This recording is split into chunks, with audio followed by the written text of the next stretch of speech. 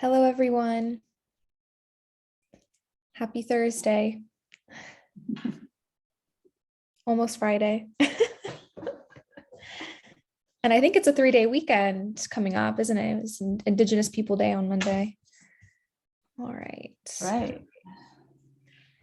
All right, so we're live on Zoom and on our Facebook group as well. So if you're joining us in the Facebook group, hello, welcome. If you're joining us on Zoom, welcome.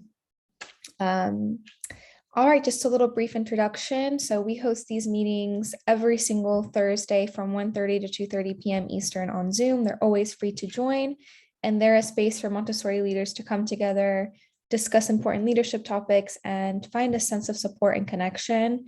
Now, I'm the main organizer of these town halls, so if you ever want a topic to be discussed, if you're ever looking for assistance in a certain area of your school, please let me know. I will drop my email in the chat if anybody wants to reach out to me about these town halls, because I do plan these with your needs in mind. So I'm always available. You can email me. All right, but today we're doing a part 2 of our 5 ways to grow your enrollment. So welcome back. We kind of started this presentation last week. I recommend taking a look at the recording. It's live on our YouTube channel. It's also in our Montessori Thrive collection. I'll do a little quick review, but basically we're going to be going over a few other ways that you can grow your enrollment at your Montessori school. Now, just to get to know everyone a little bit more, is anybody currently looking to grow their enrollment? Does anyone have a wait list at their school? You can comment in the chat where you're at in terms of your enrollment goals for the year.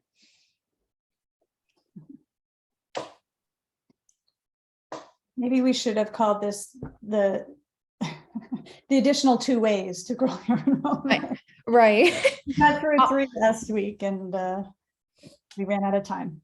So everyone who joined last week had such great questions, so I recommend taking a look at them because we covered the first 3 ways are really quite extensive, and I'll review them in the next slide here. So just to review what we discussed last week. So first and foremost, we talked about how websites can really be your most valuable tool when it comes to marketing. Certainly, this is an area where you need to be investing time, and you want to have a well-designed, well-thought-out website. Building a great website is going to be one of the biggest game changers when it comes to growing your enrollment. If you need inspiration, you can check out our Nido site. I'm going to go ahead and I think I'll link it in the chat, but it's nidosite.com, and you can check that out if you need some inspiration for your school website. It's kind of our sample site. It's open to the public. So if you need some inspiration, I highly recommend taking a look at that. It's great. And I know Camille works with several schools to build out their website. She's the main designer for it. So if you have any questions, you can also set up a consultation call with her. But ultimately, we do believe that having a great website is probably should be on your number 1 priority list when it comes to growing your enrollment. Number 2 that we discussed last week is having purposeful content. And what we mean by this is being really mindful about the content that you include on your school website. Investing in your photography, your visuals, your branding, whether you have a graphic designer that you've hired to do your logo, things like this are very important. It makes you look professional. Photography, especially, people are very visual. They want to see beautiful images on your website, not blurry, outdated ones. They want something that really represents what your school is like today. So all of this is really important when it comes to marketing. It also will help to establish you as a thought leader. When people learn information directly from you, you automatically become an authority. This works across industries. You see it all the time. When somebody is really good at what they do and they're informing people about their benefits, people become loyal to that. So that's something to keep in mind when it comes to developing your content. This is why we discussed last week why you should be producing blogs, why you should be posting across social platforms if you can, things like this. It is valuable, and it will help you reach families and ultimately grow your enrollment. Number 3, we talked about running digital and social ads. Running paid digital ad campaigns is just going to be the way that you're going to secure your target audience. You're going to get them to your website and you're going to get them to engage, schedule a tour, and eventually enroll in your school. So this is going to be probably the more expensive area. If you're looking to grow your enrollment, I definitely recommend focusing on 1 and 2. I mentioned last week that we did list these in order of importance. So start with a great website as your foundation, then focus on that great content, your photography, your text, your blogs, and then run social ads to bring families to come look at your website, learn about Montessori through you, etc. All right, I'll pause here. If anybody has any questions about the quick review that we did from last week. Yeah, just a little aside about nidosite.com. A few months ago, I got a phone call and it was a mom asking if she could bring her infant with her to her tour to Nido Montessori school. So she thought that was a real school and had scheduled a tour and gotten using our CRM and everything. So the sites definitely work. She was a little disappointed to learn that it wasn't a real school. So anyway, I've had to make sure that it's very clear on the site now that it's not, that's just a demo. But the power of a good website. I actually felt quite bad about it because fortunately she called, otherwise she would have showed up at the address at Nido Marketing's address in Scottsdale. So she would have been disappointed. So all right. Well, if anyone has any questions that pop into your mind moving along, feel free to drop them in the chat and I'll pause to read them and we can discuss them. But let's talk about point number 4 in our 5 ways to grow your enrollment. And this is to focus on great communication. Nowadays, prospective families need to be nurtured. Communication builds trust. It guides them through the enrollment process effectively. I'll talk about some communication strategies that are going to help you. And these are things that you can start implementing whenever you're ready at your school, and they really do make a difference. So why is developing communication strategies so important? Well, first and foremost, bad communication is just not acceptable anymore. Nowadays, basic communication won't cut it. If all you have is your phone number on your website and an email, it's not approachable. It's not as approachable anymore. To stand out, you need to offer valuable and efficient communication methods. People just expect it, especially from service providers. And as a school, you do provide a service to families. So you need to come up with some strategies to make yourself accessible, to be checking in with families, to be checking in with prospective parents, etc. Secondly, there is value in nurturing. We know that parents are busy, they're overwhelmed with information. Sometimes it can be a curse to have the internet readily available because you're almost overwhelmed with choice. There's so much information about what school is right for your child. There's so many different mom blogs and things like this that people are reading, and they're making a difficult decision as to what school is going to be right for them. So developing a good communication strategy, it helps to ensure that they see you, they hear you. You have content, again, we discussed content earlier, content that's valuable, that helps them make difficult decisions, and that helps to build trust. And thirdly, people value accessibility. If you're hard to reach, or if you're not reaching out to parents, you risk being forgotten. And this just happens all the time. This is exactly why we see different industries as well, different brands reaching out via email, sending message reminders. Nowadays, when you schedule an appointment at the dentist or the doctor, you get a text reminder. So if you're missing out on that, you're probably going to get parents who forget about things, etc. I mean, we get parents who forget about it anyways. So can you imagine if your school isn't implementing these communication strategies? It just is valuable to have these things in place. All right, so let's talk communication strategy. This is where I lose a lot of Montessorians, because I know that in Montessori, we don't want to be in front of a computer all day. We don't want to be worrying about about technology. That's not our necessarily our area of expertise. Some of us may be really great at it, which is great. But first and foremost, automations are going to be your best friend when it comes to communicating. Doing everything manually is just impossible at this point. You have so much on your plate. You probably have several families at your school at this point that, it would become such a struggle to remember everyone, to remember to send out individualized messages, to know where everyone is at in the process of either enrollment or retention, etc. So, these automations are going to help you save time, and they're also going to make you reachable for parents. This can really transform your communication strategy.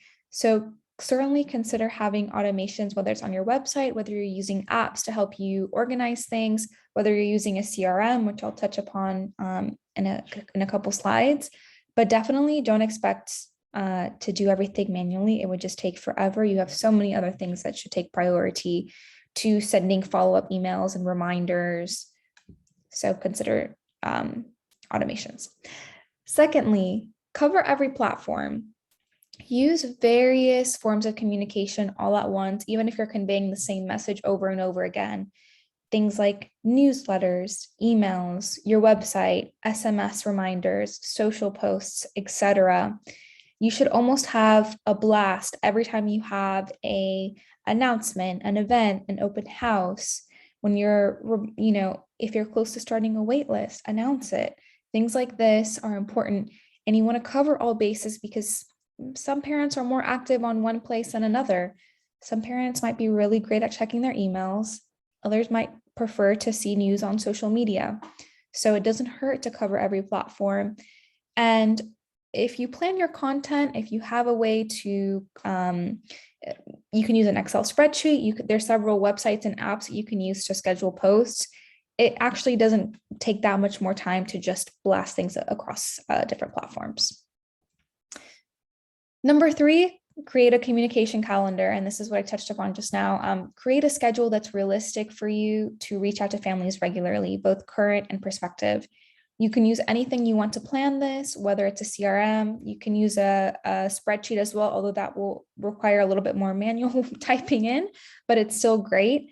Also, everyone forgets things. Everyone, we have days that just, everything else takes over, and then the announcements get forgotten or they don't get prioritized. So having a communication calendar that you can look at and you can see, okay, this is where we're going to announce a parenting night. This is how many times we're going to remind our parents about it. This is going to be our final reminder, etc. And you can see it at a glance, and you can automate it. You can schedule it. It makes your life a lot easier. Will every parent engage? Will every parent show up? Probably not. We'll still have a parent or two that forgets, but at least you've done everything you can to get the word out and to be communicative.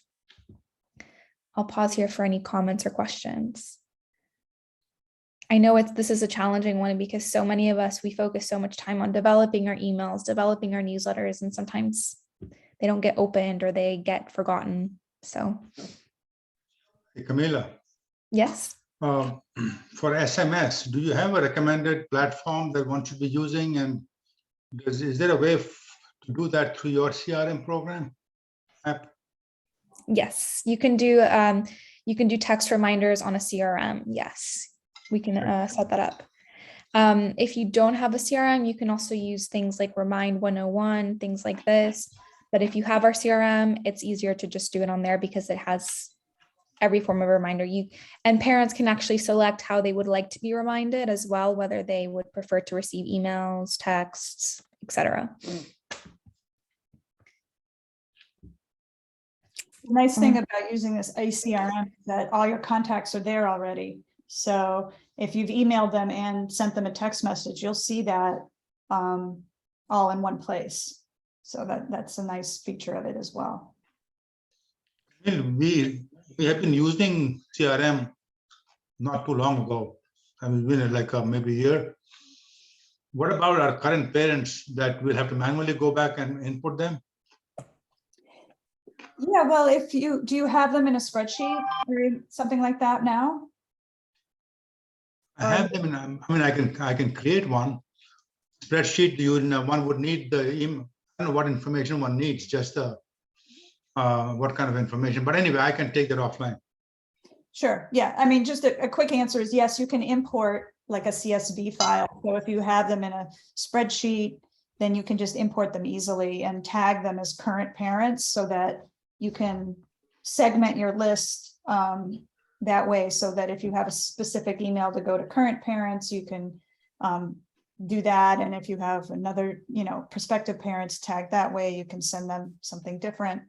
So there's a lot of different ways to solve that issue. Yeah. So I can actually go to my email contact list, export that, and modify it to really provide what may be needed, right? Would that work? Yeah.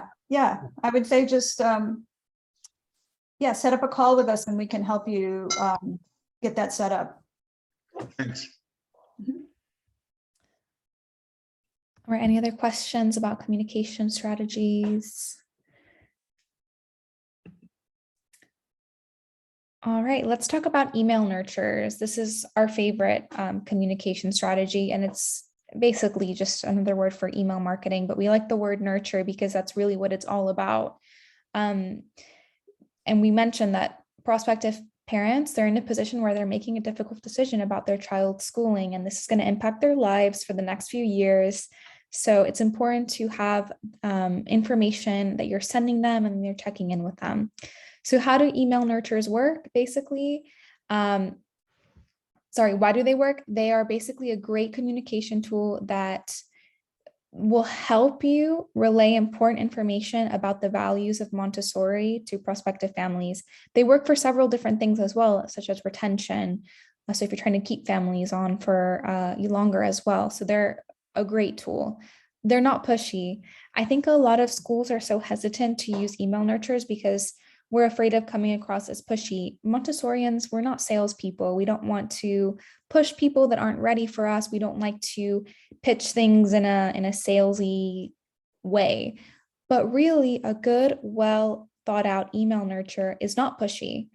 It is helpful, it is educational, and it's just a gentle reminder that, hey, we're here, we're offering an incredible service.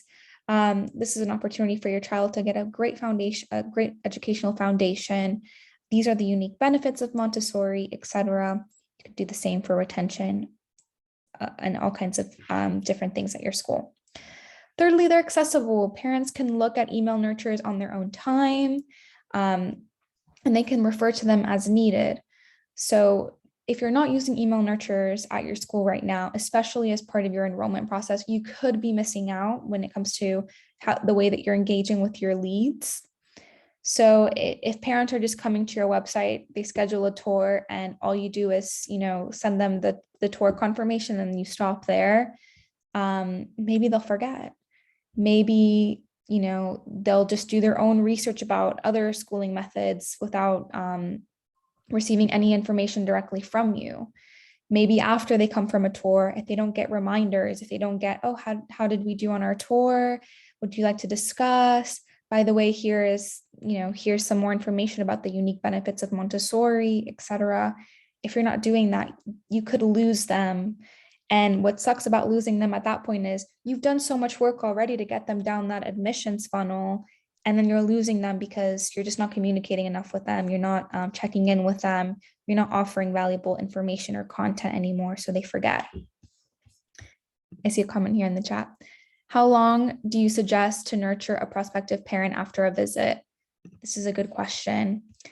So what I recommend is thinking about the content of your email nurtures, first of all. So think about how you're going to organize the email nurtures. I think, Tina, you're a Montessori Thrive member as well. So we have email nurture templates available for you that kind of help to structure them. But really, I would say probably the first 3 or 4 emails, do them like a week or a week and a half apart, and then spread them out more. And then maybe do your last one 2 to 3 months after they come in for a tour, but don't do them like back to back to back. I don't know if that makes sense. Yeah. I mean, I would recommend, like Camilla said, maybe 3 emails after the tour, just, do you have any questions? And then following up again.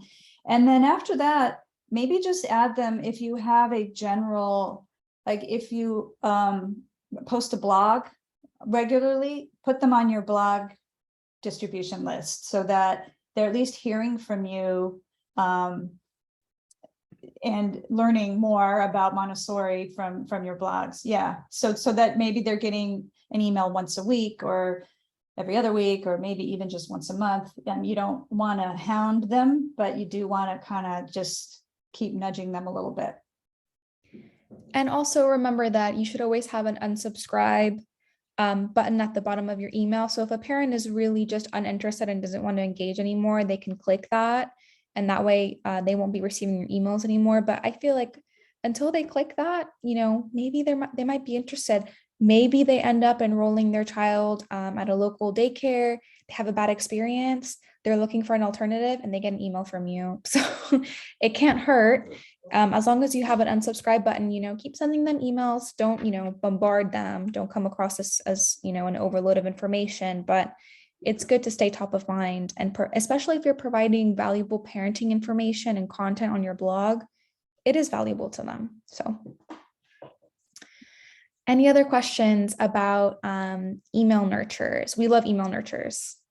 They're really just a great marketing tool. The great thing about them as well is they don't cost you money. You own your email list. This isn't something you have to go pay Google or pay Facebook to run ads to target parents. They're parents who have already shown interest, who are either a part of your community already or have visited your website, handed over their contact information. So they're further along in the admissions funnel than somebody who would be clicking on a Google ad. So it is quite valuable from that perspective. All right, so just a couple of ideas on what else you can use email nurtures for. Of course, the tour scheduling and reminders. A follow-up when families request tuition information or any white papers. We talked about lead generators on your websites, things like this.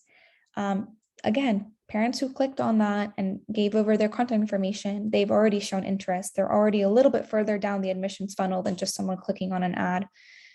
Retention, we highly recommend using email nurtures for retention. You don't never know when parents are, what they're thinking, where they're at. They might say they might want to stay, but then they enroll in public school for kindergarten and you lose them.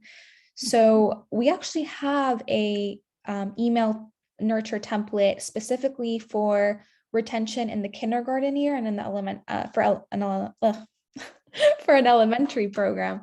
So I highly recommend looking at those if you're on Montessori Thrive, but it can be a great retention strategy. So maybe whenever you send your re-enrollment forms, start sending an email nurture a couple weeks before that to get people thinking, to get them, to give them some information about why is it valuable to stay in Montessori, etc. Parent events such as educational nights or open houses. We know that one newsletter is not enough. It just gets lost sometimes. Some parents won't read it. Instead, for a parent evening, maybe do 3 emails, do, a first announcement, do, a reminder, an RSVP, have you RSVP'd yet? Are we going to see you that night? And then do a final reminder rather than just send one email. So email nurtures can work for you year round for community events, fundraising. If you have, a Giving Tuesday campaign, if you have fundraising events that you want people to attend, you want people to buy tickets for, an email nurture campaign can be really helpful, especially if you're running it through your CRM. It's super easy. You just set it up. I don't think we even talked about the fact that on our Nido site, we do have a little sample of a Giving Tuesday donation page. If you're a nonprofit Montessori school and you don't have a way for parents to donate directly on your website, you could be missing out on some donations. So it's something to consider, and it makes your life easier.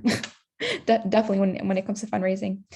Another one is application reminders. If you're close to starting a wait list, kind of pressure parents a little bit. Be like, hey, look, we hope you enjoyed your visit with us, but just to let you know, we're getting close to starting a wait list. So if you want to secure a place, please send an application soon so that you can be ensured a spot at our school.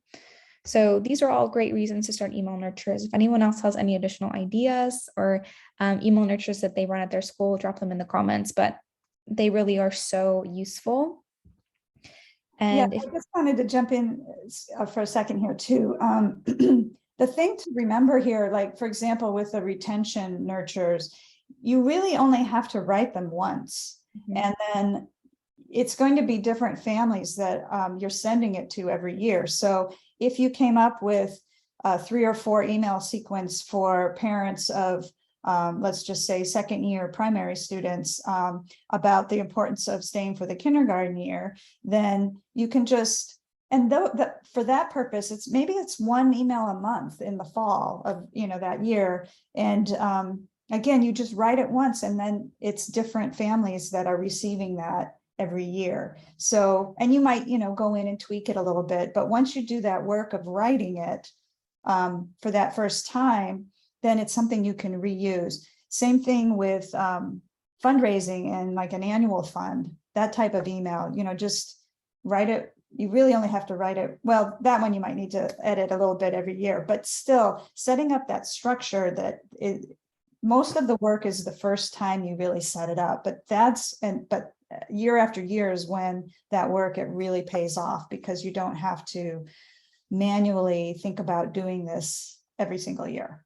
And that really applies to all of these for like open houses and parent events, parent ed evenings, all that type of thing. Once you sort of have a template set up, it's really easy to reuse those every year, because you kind of have a rhythm to your year and you know what you do every year. And so by having these all set up, it's just the only thing that's really changing is the audience that's receiving them. So anyway, just wanted to bring that up, because it's especially the retention ones. I mean, staying for kindergarten year, staying to go into your elementary program, maybe you have any kind of like friction point in your enrollment where you tend to maybe have some attrition. That's the year that you want to target for some special attention for retention. So anyway, and like Camilla said, we have 2 or 3 of those samples of those in Thrive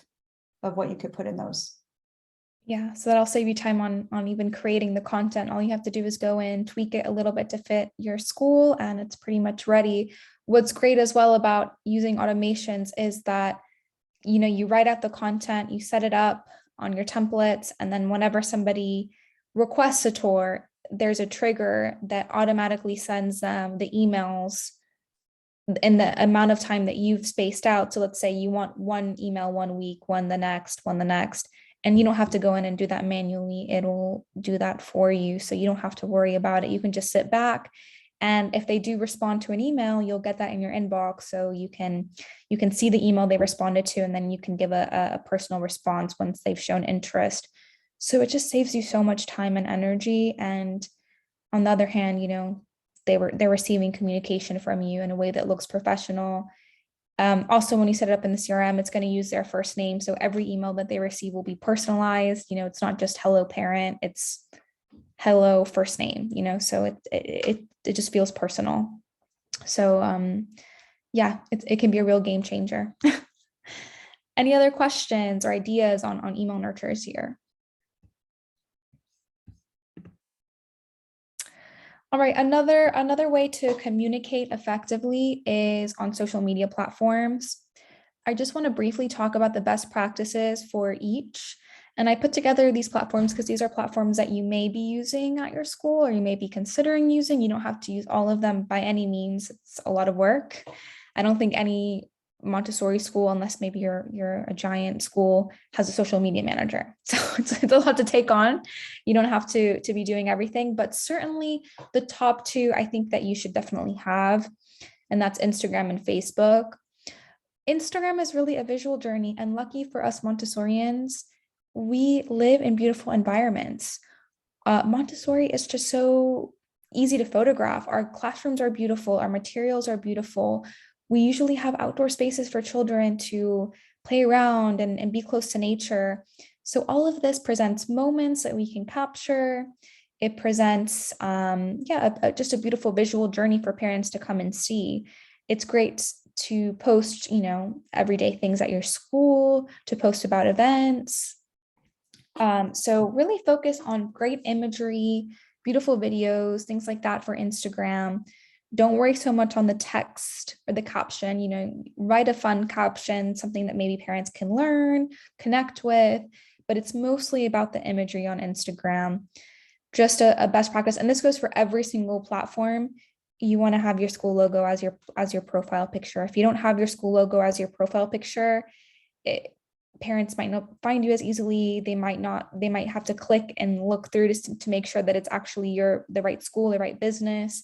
So definitely have a sharp graphic of your logo as your profile picture on all platforms. Also, link to your school website in your bio. Instagram does not allow you to link in caption, so you'll not be able to link to websites through your Instagram caption. However, you can have the link to your website on your bio so parents can click and go to your website through Instagram. Don't miss out on the opportunity. Ultimately, your website is where people are going to make conversions. That's where they're going to schedule a tour. That's where they're going to engage more. They're going to read your blog. They're going to just learn about your programs and what you do. So make sure you're linking that, and make sure you put your location and the age groups that you're serving.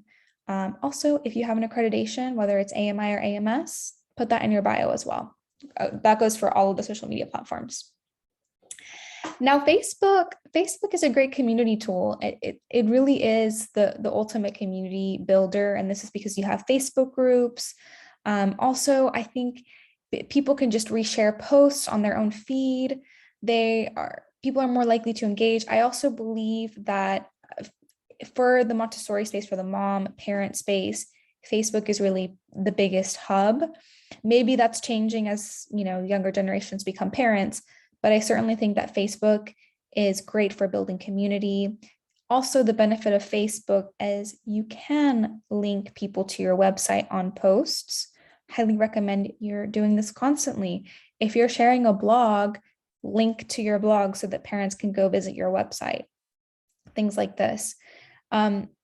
When using Facebook groups, which you certainly could be considering, whether you have a parent Facebook group, whether you have a staff Facebook group, it's important to have a monitor. It's important to have group guidelines. It's important to post engaging material so that people interact with the group. So all of these things are important things to remember. When it comes to posting on Instagram and Facebook specifically, if you can post daily, that's fantastic. If you post weekly, that's good as well. What you want to avoid is one post every 4 months. That just looks not great. So you want to be posting regularly. You can find a schedule that works for your school. But once you found that rhythm, posting is great. A content calendar can be really helpful. You can use a spreadsheet, but really you want to be posting regularly. Now, the other ones are kind of more additional. LinkedIn is great right now. I know so many Montessori schools are really struggling with staffing. I think this is the main challenge that a lot of schools are being faced with. It is free to have a LinkedIn profile. I know they're always trying to get people to sign up for their premium. You can ignore the ads. You don't have to sign up for premium. You're not a recruiter.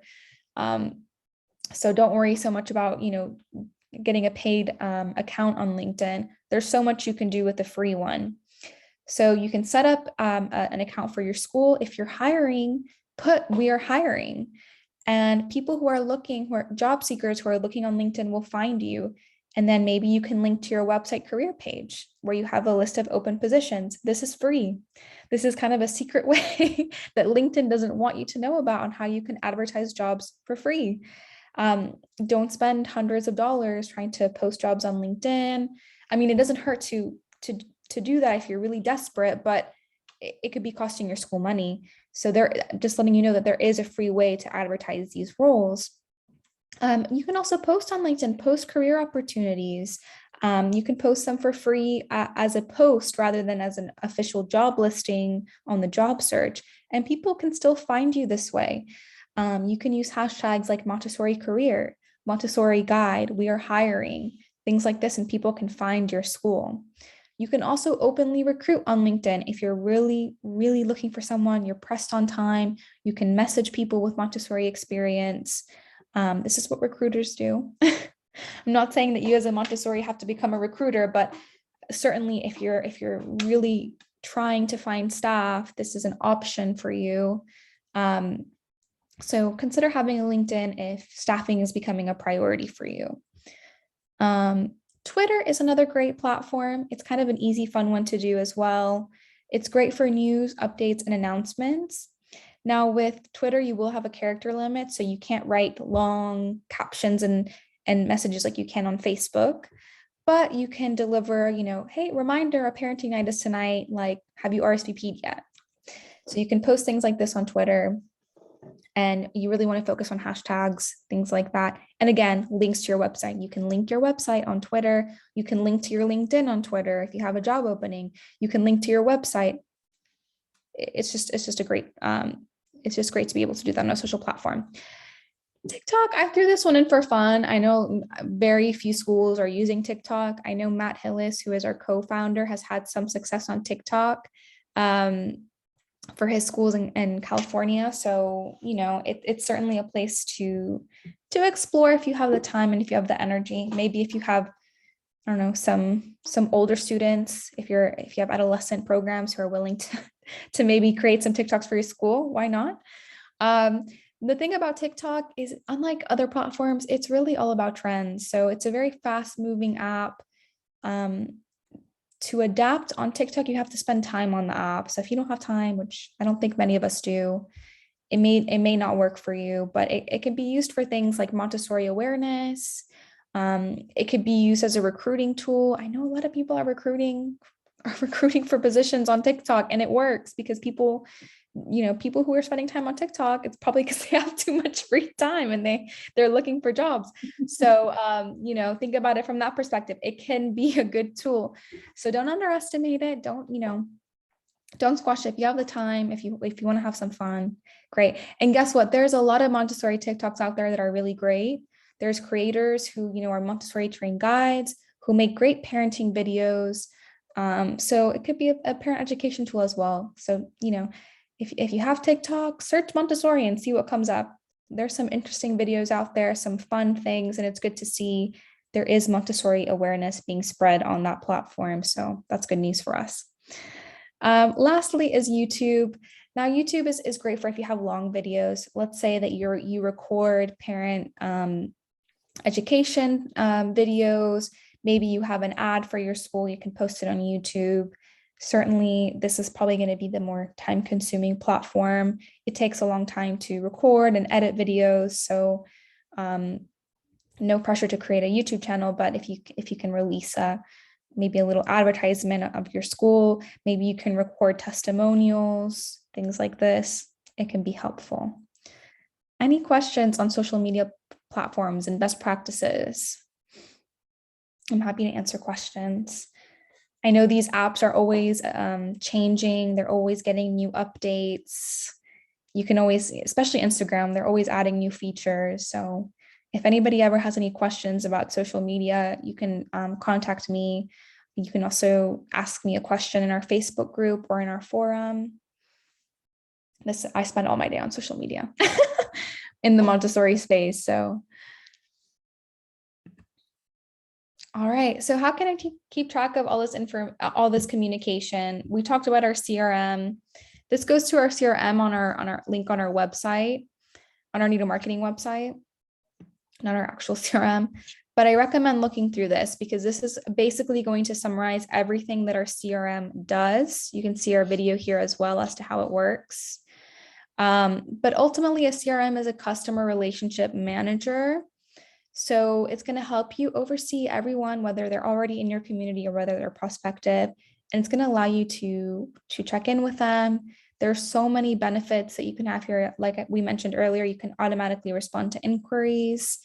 It makes you look so professional when a parent requests a tuition document and they automatically receive it. They don't have to wait a day. They don't have to wait 2 hours for you to have the time to respond an email. Maybe you're having a really busy day at school and you just can't see that you got a request. It allows you to set things up on your website that run through the CRM as well. So things like scheduling a tour, sending reminders. So I recommend looking through this. I'm going to link this exact link in the chat as well. If anyone uses our CRM and has any questions, if anyone is curious about using a CRM and has any questions, please let us know. There are different CRMs out there. Like if you Google CRM, you'll find things like HubSpot and things like that.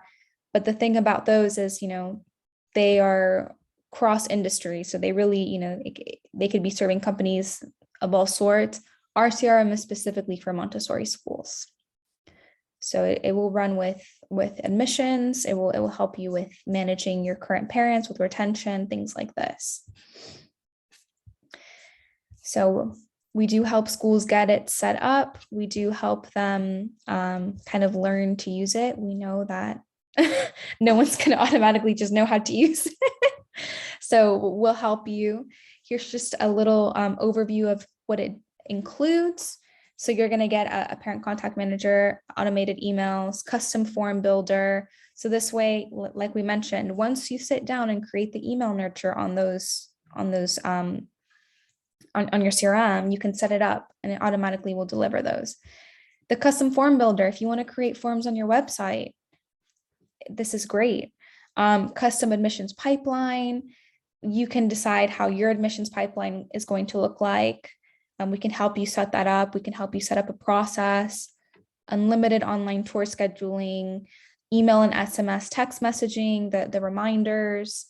It's just so much easier when you have it all in one place and it's working behind the scenes of your website rather than having, an app to do this, an app just to send a reminder, and then an app to send this, and then set up Calendly and everything. It's all in one place.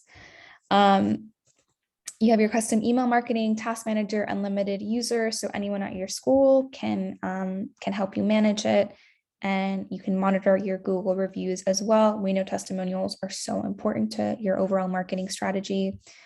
So yes, if anyone has any questions about our CRM, I'll pause now. Camilla, I have a question about CRM. If we use CRM to email our parents, like mass email to the parents, the way we use it right now, we have it organized so that we can send it to a specific classroom or basically the entire school, depending on what we want. Can that be organized that way within CRM, number one? Number two is that there are a limit in terms of how many emails I can send on CRM. Yeah, Wally, you can tag contacts in the CRM. So you would need to tell the CRM the parents that are in certain classrooms. So, but once they're tagged that way, then you can segment the list and just say, send this email to all of the parents that are in, primary classroom 1. And Right. if they're tagged that way, then it can definitely do that. Obviously, you just need to tell it at one point who is in that category so that it knows. And there is no limit to the number of emails you can send. You can. Okay, great. Yeah. Because currently we're using Gmail, which has, not the enterprise version, but it has limits in terms of you can only have 500 per day max. That is the limitations. Most of the time is okay, but once in a while, if you have to send a couple of emails, all of a sudden you can't do it.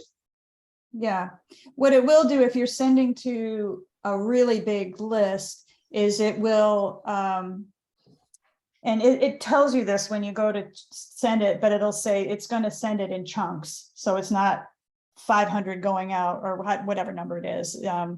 All at once, it's going to send maybe, and I'm using these numbers, I don't know what numbers actually are the limits, but it'll say, okay, we're going to send 200. And then in another couple minutes, we'll trigger off the next 200 and everything. But it takes care of that. You just can, queue up that whole big list all at once. And then it's going to kind of dribble them out over a little bit of time so that it doesn't bog down the system. So this is, you're talking about CRM here, right? Yeah, this is our Okay. CRM. Okay. Yeah. I see, was that both your questions, Wally? Yes, it does. Yeah. Thank you. Okay. Sawyer has a question. I'm curious how you balance using a CRM to automatically communicate with prospective families while also wanting families to get personalized interactions with the admissions manager / team. That's a great question. And it is a balance because you don't want to, and you can't automate everything, nor should you. But the way I look at it is, it depends on how they've inquired, right? So if they've just requested tuition, for example, maybe you have a automated sequence that goes out. Maybe it's half a dozen emails over a few weeks. And if you still haven't heard from them, you can set it to remind you to maybe follow up with them with a personal phone call after that. And that's part of the CRM too, is it could automatically set up this like to-do for you to follow up with them personally. But if they filled out like a general inquiry, like just your contact us form, you should call them back. You want an automated email to go out right away that says, thanks for your inquiry, we'll get back to you as soon as possible. And then you do want to give them a call, because that's a real interested live, inquiry, and you don't want to just relegate that to some automation. So I think it does just kind of depend on how they've inquired. The other thing to note, that if somebody's in a sequence of, several emails, you can set it so that if they reply to one of those emails, then it'll stop that sequence from running. So it won't, and you'll get that email in your regular email inbox. So then you can take over with a personalized interaction because they've responded. And you don't want them to keep receiving these automated emails, because that'll just seem weird at that point. So you kind of get a sense of it as you use it, where the automation should, how far that you should take that versus, reaching out personally. I think what it really helps with like tour scheduling, I mean, it just kind of avoids that back and forth with, picking a time and then, sending a reminder and that type of thing. That's where I think it becomes very valuable.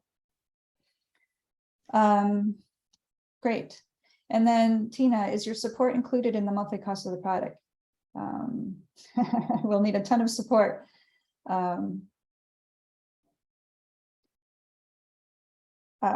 it's would we set up a different format through the CRM from MailChimp, or would we integrate MailChimp, or is it something different altogether? So yes, support does absolutely come with the product. We are always here to support you. We have an onboarding course, but you would have a support manager that you work with, that you can always hop on a call with, and they can walk you through getting things set up. We could help you set up that, like a template for that weekly newsletter, and then show you how you can use that template every week to send out your newsletter. We would probably migrate from MailChimp to the CRM. You wouldn't use both. Would we set up it? Yeah. So you wouldn't need MailChimp anymore is the answer, I think. Yeah. The other thing I just wanted to make with the CRM that's also really kind of cool is you can connect it to your Facebook account and your Google My Business account. So you know how people can inquire or message you through Facebook or your Google My Business? That can also funnel into the CRM so that you can see those messages and respond to them through the CRM, and it'll go back to that person. So instead of feeling like I got to go check Facebook to see if somebody's inquired there and Google My Business, and all of a sudden, it's kind of all consolidated in one place, which makes it really helpful because then you've got all the contacts there in one place. Thank you, Rachel. That's great. She says, Nido support has been a game changer for us. Highly recommended. Thank you for that. We appreciate that. Yeah, we have great retention with our clients. I think once you get on board with it, and there is a learning curve with it, but it is once schools kind of get the hang of it, I think they really start to appreciate what the CRM can do. So one final sales pitch as well for our CRM is when you get if you decide to get a CRM through us, you'll also automatically get membership to Montessori Thrive. So you'll have access to those resources, like I mentioned earlier, the templates, the email nurtures, things like that.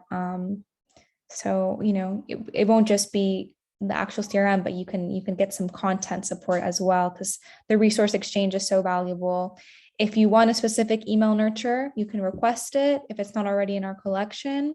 So we really work with schools to create the actual email nurtures as well. So. And you can use our CRM on your own website. You don't necessarily have to have one of our websites in order to use the CRM. It can be integrated into any. We haven't met a website yet that we haven't been able to integrate into. So. Camille, I have one clarification with respect to the support. I think what Tina was asking in terms of the monthly cost. I mean, that's basically the kind of support you're talking about is primarily if you subscribe to or you have membership with Thrive, right? Not at other levels. Am I right? I thought that Tina was asking about if they subscribe to our CRM, if we provide, what kind of support we provide with it. That was what I was trying to get to. Yeah. Yeah. Okay. So if it is Thrive, then I think that is a correct response. But I thought that there were some other membership that you can have, right? With Nido. I mean, at least that's how it used to be. That you're only eligible for certain kinds of help and support. Full support comes with the Thrive membership. Am I right about that? So Thrive is just a membership site for resources. So if you're just a Thrive member, it's just access to our resource collection. But if you are any paid member through Nido Marketing, through any one of our services, whether it's our CRM, our website package, our digital ads, that gives you access to Thrive in addition for no added cost and to the support. Okay, so anyway, I'm still not totally clear because I think the $9.99 monthly cost that you have, that makes you eligible for certain type of support. But then you have, I mean, at least it used to be at one time, maybe you have changed it, if you call level 1, level 2, level 3, level 4 support, right? And level 4 is what you call Thrive membership. Am I right? Not quite. Okay. Montessori Thrive is a separate service that we offer, and someone could subscribe just to Thrive, and that's our community site. So that's where kind of these town halls and the parent eds that we do, and then all the resources. So it's a place for collaboration among Montessori leaders. And if someone wanted to join that, they could. But then if anybody subscribes to any of our marketing services, as Camilla said, like the CRM or our website or ad management, content, like that's maybe where the confusion comes. We have a service of Montessori content, which is monthly blogs and all of that, a paid subscription for that. Anybody who subscribes to any of those gets a free membership in Montessori Thrive. And any of those marketing services, we provide full support for all of those. So why would so why would I have like your highest level service versus a lower level service if I'm getting all support no matter what level of service I'm paying for? Am I right or am I not correct? Well, you run ads, Google ads, so you get the service, you get the support for the service that you're subscribing to. Right. So with the full, what we call the complete plan now, we used to call it the fourth plane. Right. Same thing. It's everything we offer. So you have support for all of our services. But if you were to just run ads with us, then we would provide support for your ad management, but Okay. we're not going to provide support other than recommendations for your website, for example. I understand. I understand now. So basically, if I'm just doing Google Ads, I would not get any help or support on CRM, for example, right? Well, you wouldn't have access to the CRM. So, right, But okay. right. All right. Anyway, sorry, I didn't mean to take too much of your time on that one. It's okay. No worries. We're always happy to answer questions. That's why we have our town hall. So yeah, definitely. We do offer a lot of services as well. So it can get confusing for sure. All right. Some communication resources, and this is for those Thrive members as well. Email nurture templates, blog and social content organizers. We have those on Thrive, our CRM. If you don't want to do a CRM, you can use Calendly, MailChimp, things like this. But the thing is, you will have to use them and set them up all separately, because these are all different platforms rather than having them in one place, but they are available to you. And they also have, I believe, paid and free versions. Classroom management tools, Brightwheel. There's an assortment that you can look through, and I recommend asking around if that's something that you're interested in. But if you want to have them in one place and have them at a glance, a CRM is probably going to be the right choice. Any questions? I know we answered a few questions along the way, but I'll pause here. All right, our fifth and final one is how to invest in your community. Building community means that your families get to live and breathe your mission, and this is going to be especially important for retention. So why is investing in your community so important? People really want to belong. They want to buy into a way of life. When parents join your school, they're joining a community with a shared purpose and philosophy. We know that investing in your community helps with retention. When schools focus on building strong communities, people stay for longer, staff included.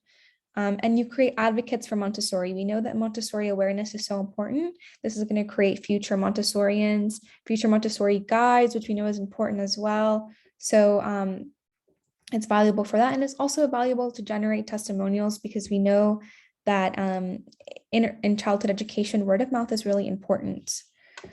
I see some comments in the chat here. Could you link to the Giving Tuesday page? Okay. Yes. If you don't have a Giving Tuesday page, you're missing out on some fundraising opportunities. All right. So community presence, what is it?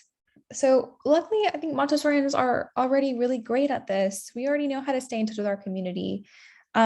Connections to many different avenues. You want to think about, where can you participate in your community? Where can you become a local beacon in your community?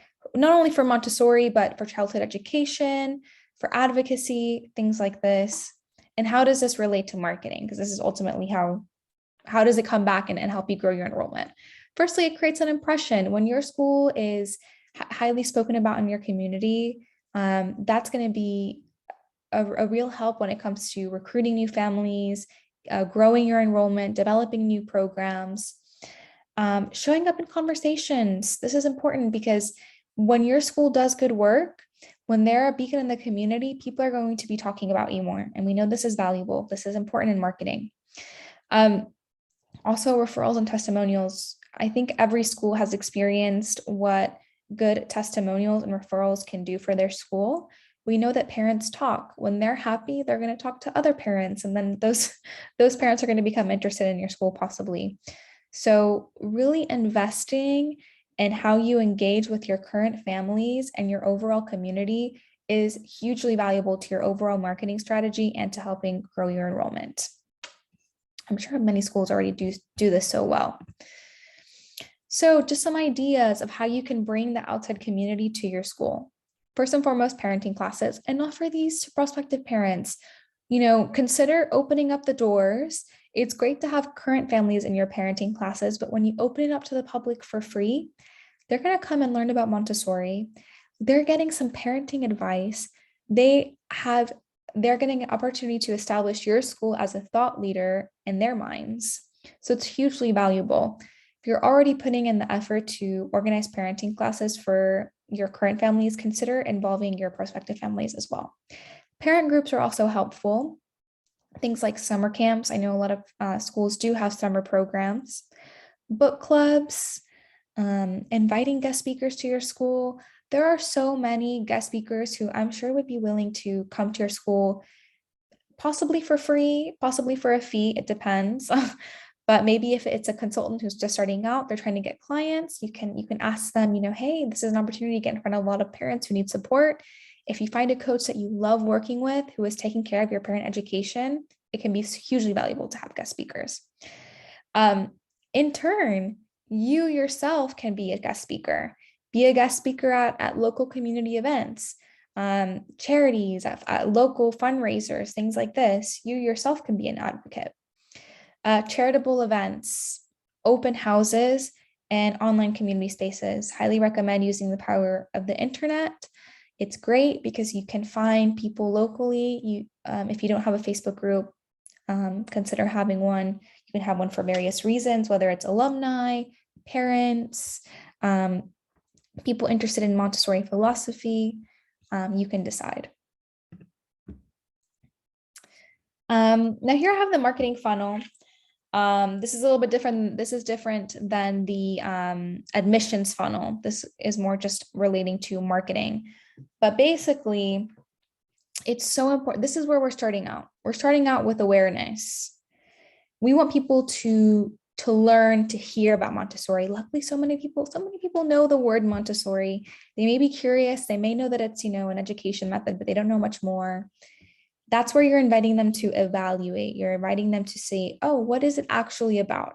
Is it for me? Do I align? And they're making up these decisions in their head. Then they're going to go towards conversion. Then they're going to decide, okay, I think they've convinced me. I think that Montessori is the right choice for my family. I'm going to enroll, or I'm going to participate in Montessori. Then this is where it's your opportunity to get them back, get them to funnel out into the community. They're going to become loyal to Montessori, and this comes through you delivering a great service, through the hard work that you do at your school, through the programs that you run. And then at the other end, they're going to come out as advocates. This is so important for us in Montessori because advocacy is going to help you immensely. It's going to help you become a pillar in your community. It's going to help you recruit new families. It's going to help you grow your enrollment. It also helps you to find mission appropriate families, because when people become advocates, they're sharing their wonderful experiences of Montessori. They're helping you to convert those families. So they're helping you do that important work. And yeah, word of mouth is the best advertising. When someone is so happy and passionate about being in a Montessori school, that's the best marketing you can get for your school. All right, some community resources. So for those of you who are Montessori Thrive members, we have several different resources to help you with Facebook, setting up Facebook groups, things like Facebook guidelines, best practices. We have several Instagram resources to help you recruit community, announce community events, things like that. Parenting resources. We have parenting presentation slides.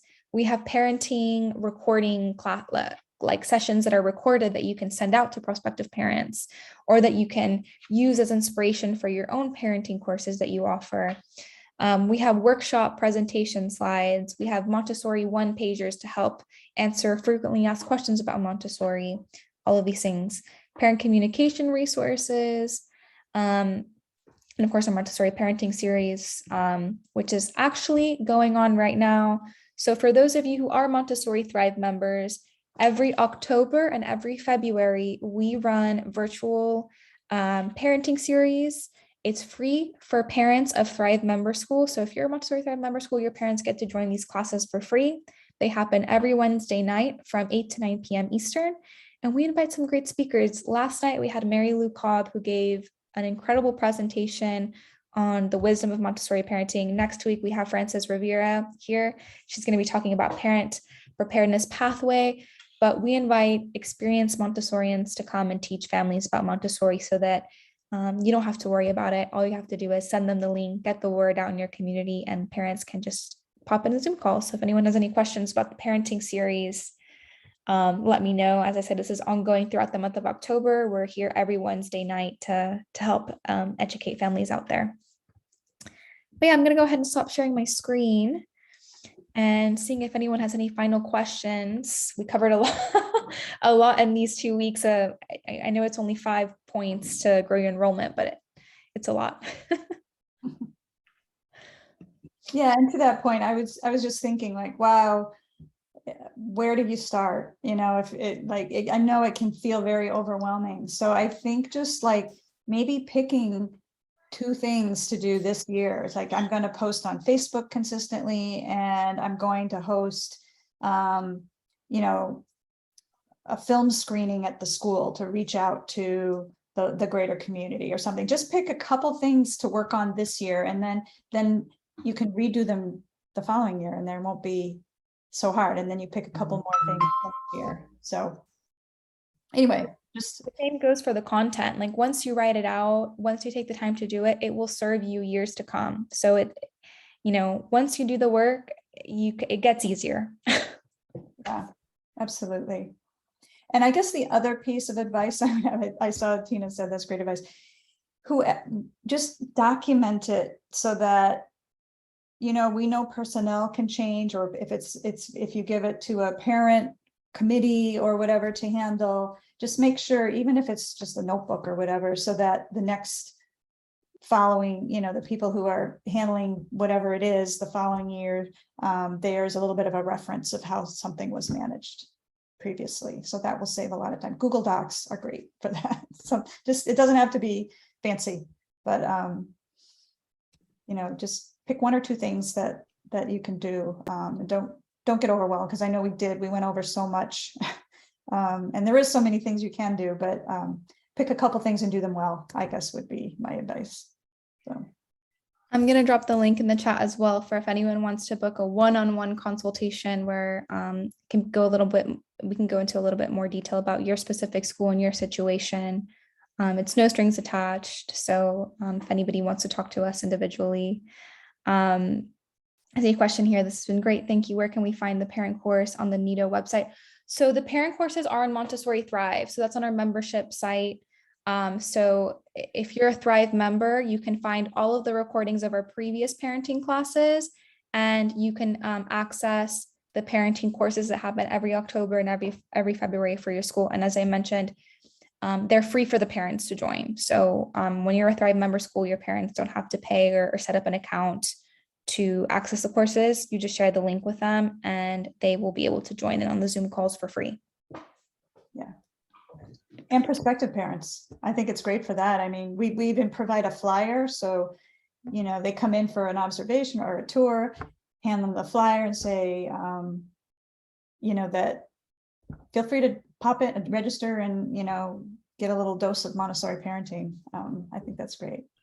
Jenny says, do you know how I can find out if my school is a Thrive member? You should be getting emails from us if you are. That's first and foremost, but whoever would be in charge of the account at your school, if you're the head of school, you should be getting emails if you have a Thrive account. Also, if you're in Nido Marketing. Sorry, I was just gonna say, Jeannie, what's your school? And we can just look it up. Yeah, true. And email you, we'll let you know. If you just, if people can join Thrive, just, oh yes, you're definitely, yeah. Jeannie, I can send you I will send you the parenting information. If you send me your email in the chat here, I can just look you up. Actually, we should have you in our system. I will email you the virtual flyer so that parents can join the courses. Also, the recording for yesterday's session with Mary Lou is available on Thrive as well. So I'll send you the link to the recording for last night's session as well. Yeah, we'd love to see our parents there. It was really great last night. Mary Lou she gives such good advice. So we love to see the parents come and ask questions and take away some information. And we know that it helps with retention as well. Yeah. Camilla, one question. We had sent an email to all the parents regarding the parent series. I think it was a couple of days before the first one. Mhm. the chances are the parents just forget about it and they never really follow up. Is there any other way we can kind of keep this on the forefront, on the minds? So we create social media posts as well, and I can send them to you, Wally. We create Instagram posts so that you can send reminders on Facebook and Instagram to your community as well. But yeah, some parents are going to forget about it, and they're not gonna show up, unfortunately. We also, at the end of the series, we will put together a virtual flyer that has the links of all of the recordings. So maybe if they didn't come to the lives, maybe on their own time, they'll watch the recordings. But yeah, it is tricky to sometimes get all of the parents to turn up, unfortunately. Yeah, last year our response was fairly poor, unfortunately, when we tried that last year. So Yeah, some parents will be more excited than others and more Yeah. willing. Yeah, it's hard. It is hard. And we struggled with finding a good time. Um, and it's hard for parents sometimes to take the time to, in the evening, maybe they don't want to spend an hour doing that after the kids are in bed. But, we do the best we can. And like we said, we provide recordings. So I would just say remind them again, and then remind them again. It's the only thing you can really do. So, all right, well, we're a little over. Thank you for everybody who stuck with us here. Hope it's helpful. Yeah, next week we are going to have a speaker. We're going to be joined by Val Alino, and she's going to be talking about her experiences as a Montessori leader and sharing her advice for you all. So I look forward to seeing you all back next week. Until then, yeah, enjoy the rest of your Thursday and have a great Friday and long weekend. Yeah, nice long weekend. Have a good day, everybody.